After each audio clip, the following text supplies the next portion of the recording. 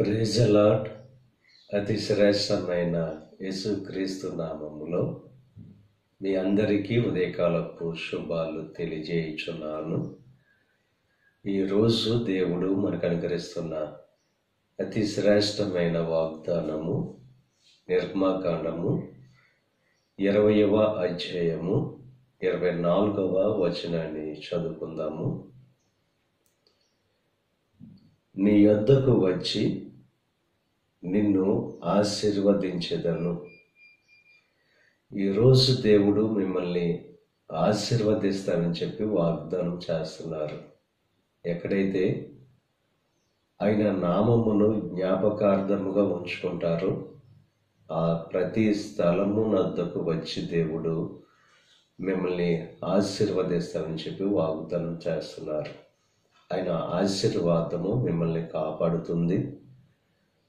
ఆయన ఆశీర్వాదము మిమ్మల్ని కరుణిస్తుంది. ఆయన ఆశీర్వాదము మీకు సమాధానము కలుగు చేస్తుంది. దేవుని ఆశీర్వాదము ఐశ్వర్యాన్ని ఇస్తుంది. ఇక ఉదయకాల సమయంలో దేవుని యొక్క ఆశీర్వాదం అనేది మనకుంటే చాలు. ఈ లోకంలో మనకు కాపుదల అనేది ఉంటుంది. దేవుడు కరుణించి ప్రతి అవసరాన్ని దేవుడు తీరుస్తాడు. దేవుడు సమాధానపరుస్తాడు. ఉదయకాల సమయంలో దేవుడు వాగ్దానం చేస్తున్నారు, మీ యొద్దకు వచ్చి మిమ్మల్ని ఆశీర్వదిస్తానని చెప్పి.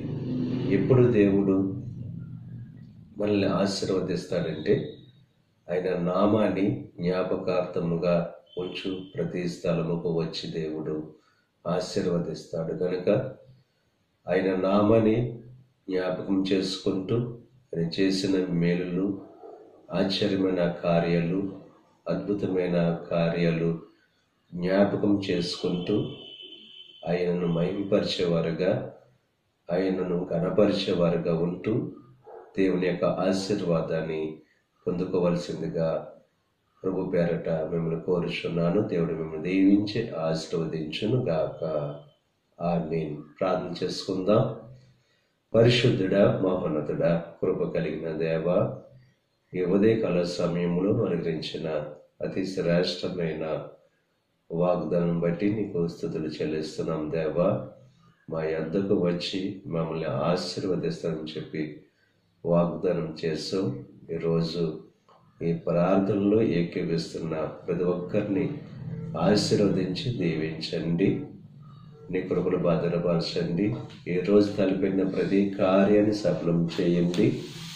వారి రాకపోకల్లో నీకు సహాయం అనుగ్రహించండి. ఈ దిన ఆశీర్వాదాలు ప్రతి ఒక్కరి మీద మెండుగా కుమ్మరింపచేసి నీ దేవునితో నింపి నడిపించమని యేసుక్రీస్తు నామం పేరట వేడుకొనుచున్నాం తండ్రి. ఆమేన్.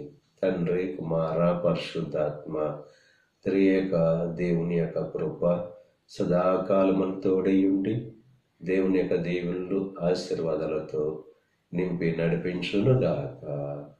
ఆమేన్.